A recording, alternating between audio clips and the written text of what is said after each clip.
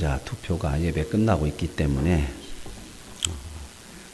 그에 관한 말씀인 디모데전서 1장 11절에서 17절 말씀을 가지고 은혜로 부르심이라는 제목으로 함께 은혜를 나눌 수 있기를 원합니다.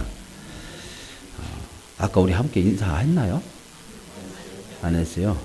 제가 이게 깜빡깜빡하는 것 같아요. 인사 한번 하시고 말씀 나누도록 하겠습니다. 말씀대로 살아보겠습니다. 성도님.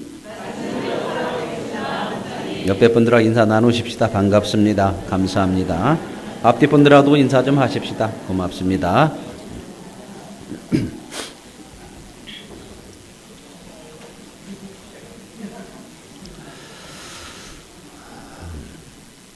추석날 명절에 사후정인의 가족이 성묘를 갔습니다.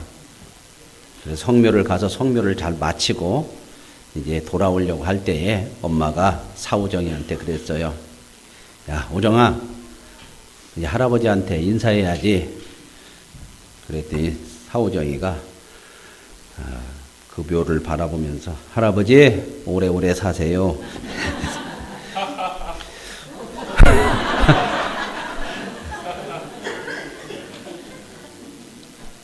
어떻게 오랜만에 나와가지고 살았네.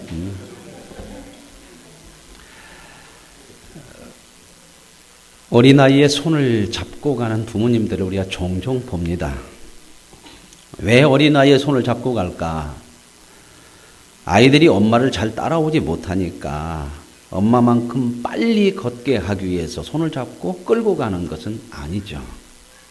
만약 그런 생각으로 아이들의 손을 잡고 엄마가 빨리 가려고 끌고 가면 아이는 넘어지거나 다칠 수밖에 없습니다. 엄마가 아빠가 아이들의 손을 잡고 걷는 이유는 잘 걷지 못하는 아이들을 보호하기 위해서 그러는 겁니다. 이 아이를 보호하려면 자기 발걸음에 맞추는 것이 아니고 아이의 수준에 맞추어서 엄마가 보조를 늦게 맞추어 줘야 아이가 안전하게 걸을 수가 있는 겁니다. 오늘 본문 말씀은 사도 바울이 자기가 하나님으로부터 부름을 받고 하나님의 종으로서 직분을 받게 되는 그러한 내용을 믿음의 고백으로 하고 있습니다. 자신이 하나님의 직분을 맡기 전에, 하나님의 부름을 받기 전에는 자기는 어떤 사람이었느냐? 자기는 회방하고, 하나님을 회방하고, 하나님의 믿는 사람들을 핍박하고, 하나님을 믿는 사람들을 죽이고 하는 폭행자였다고 하는 겁니다. 그런데 하나님께서는 그런 일을 하는 그때에 자기를 불러주셨다고 하는 거죠. 여러분 생각을 해보십시오. 여러분들이 어떤 사람을 데리고 일을 시키거나 어떤 사람을 나의 어떤 같이 일할 수 있는 동역자로 부를 때에 어떤 사람 부르겠습니까? 내 마음에 드는 사람, 내 생각과 코드가 맞는 사람, 능력이 있는 사람.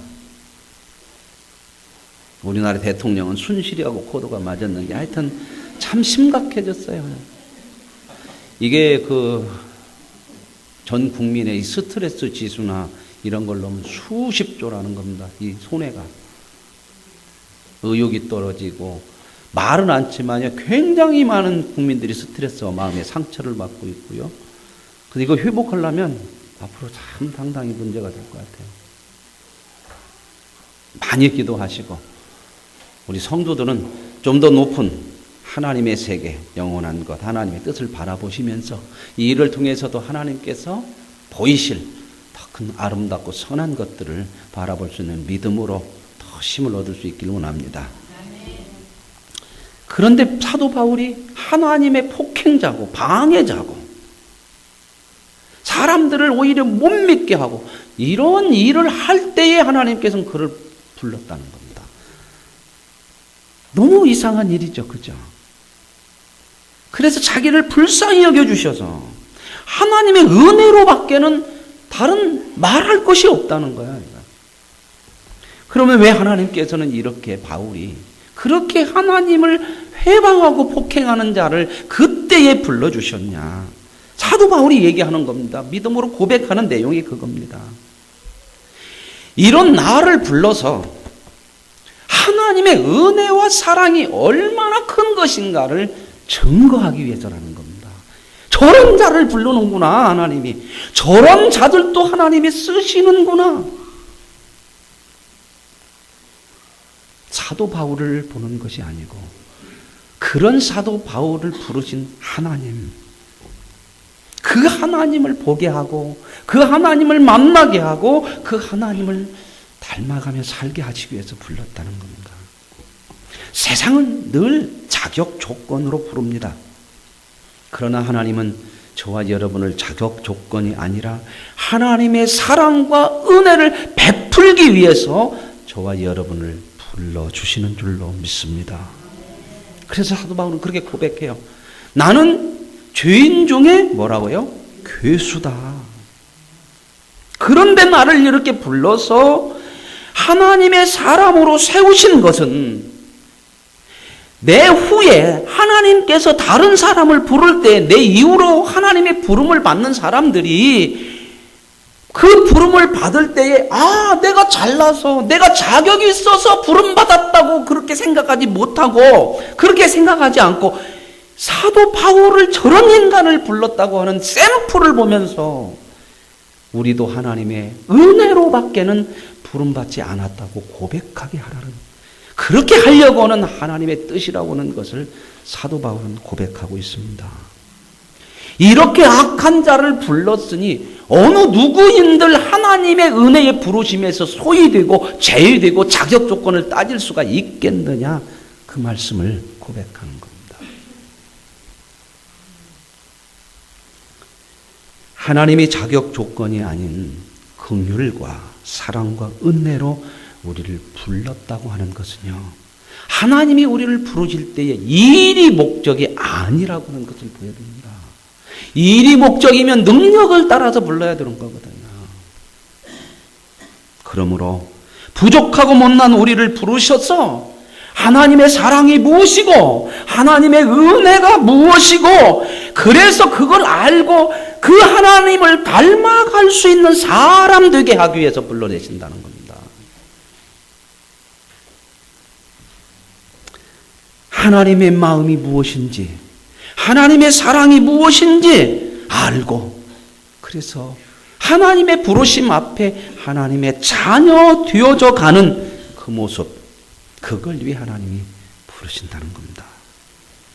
그래서 하나님은요, 잘난 자보다 못난 자를 쓰십니다. 못날수록 하나님이 하시려고 하는 사랑과 은혜가 더 잘 보이기 때문에 그렇습니다. 나는 실력이 돼서 내가 남보다 나아서 부름받았다고 생각하는 사람들은 그 순간부터 하나님의 부르심이 뭔가를 모르는 거거든요.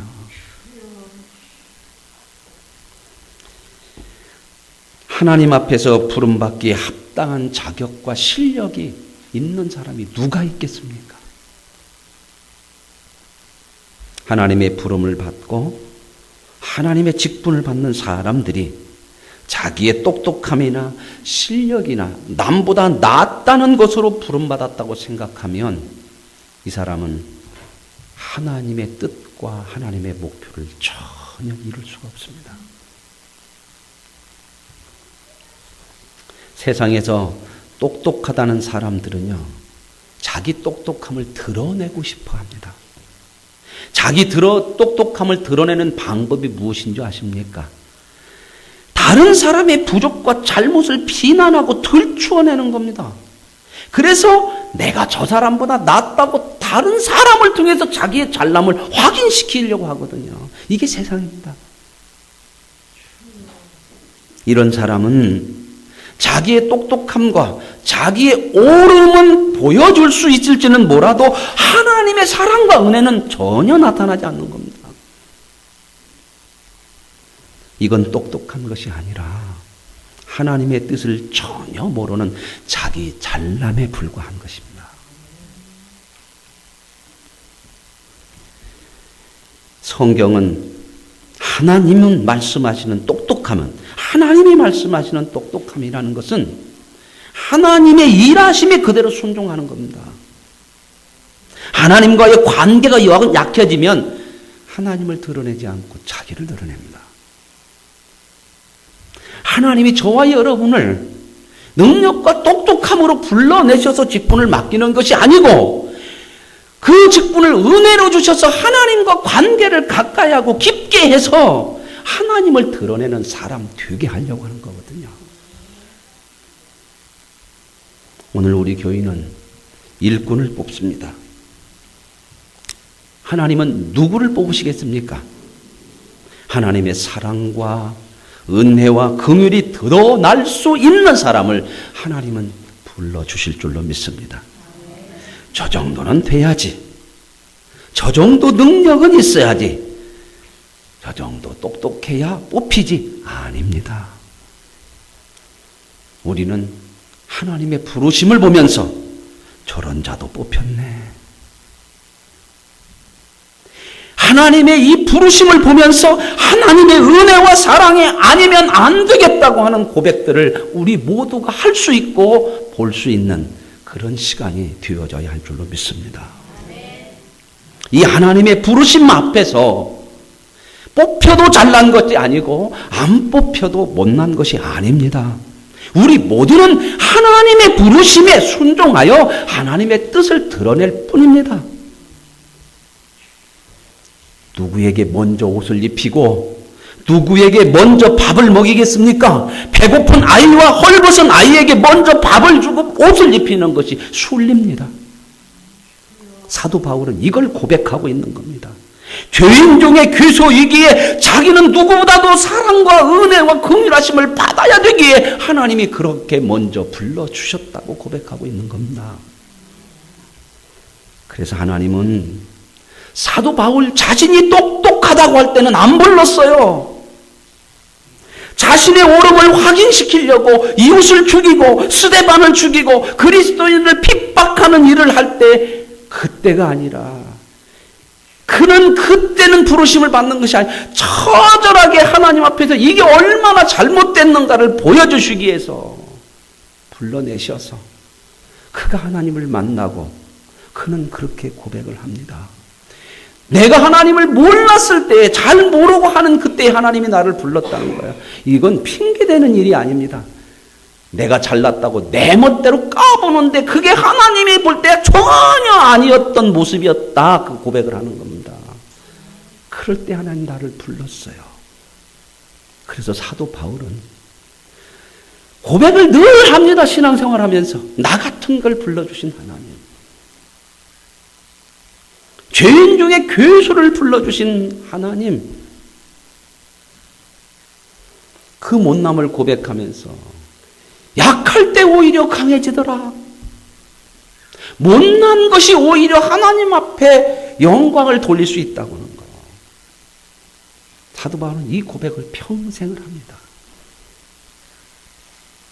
그래서 자기가 하나님을 진정으로 만나지 못했을 때 가지고 있던 세상의 잘남을 뭐라고 고백하냐면 똥처럼 버립니다. 배설물처럼 버립니다.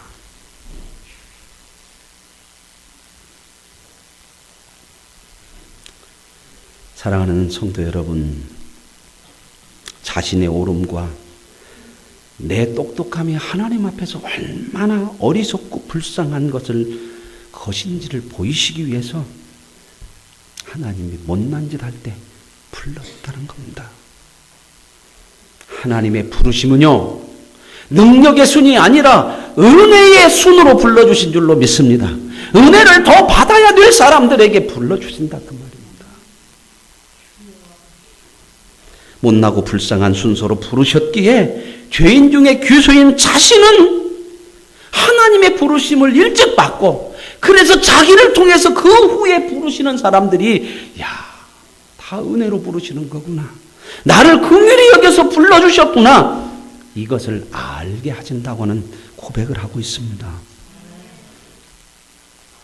여러분, 그러므로 부름받은 사람들의 최고의 원칙과 본질은 자랑이 아니고 감사밖에 없습니다. 나 같은 것을 불러 써주시는 하나님에 대한 감사가 있어야 합니다. 하나님의 부르심을 보면서 자격이 없다거나 부족한 사람을 부르신 것에 대한 좌절과 불평이 있어서는 안 됩니다. 직분자로 뽑히는 자나 뽑히지 못하는 자나 모두 하나님의 사랑과 은혜가 필요한 사람인 것을 잊지 말아야 합니다. 하나님의 부르심을 받은 사람은 나 같은 사람을 부르셔서 하나님의 사랑과 은혜를 드러나게 하실 것을 확신하시고 이 하나님의 사랑과 은혜를 보여줄 수 있는 하나님의 진정한 종이 되어야 할 것입니다. 그래서 직분자는 직분이라고 하는 것이 어떤 위치나 힘이 되지 않고 섬기고 하나님의 뜻에 순종함으로 하나님의 영광을 드러낼 수 있어야 합니다. 부름받은 자의 겸손과 감사가 있어야 된다는 말씀입니다. 우리가 하나님의 부르심에 선택된다고 하는 것은 하나님께서 우리에게 손전등 하나를 쥐어주는 것이거든요.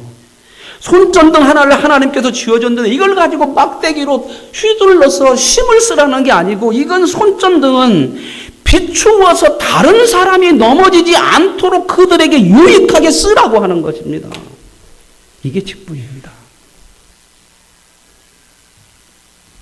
내가 손전등을 받았다고 하는 것이 중요한 것이 아니라 그 손전등으로 모두에게 유익이 되게 하라고는 말씀인 것을 기억할 수 있기를 원합니다.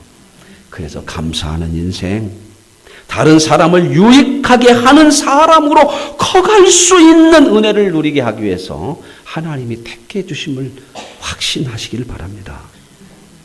이 일은 쉽지 않습니다.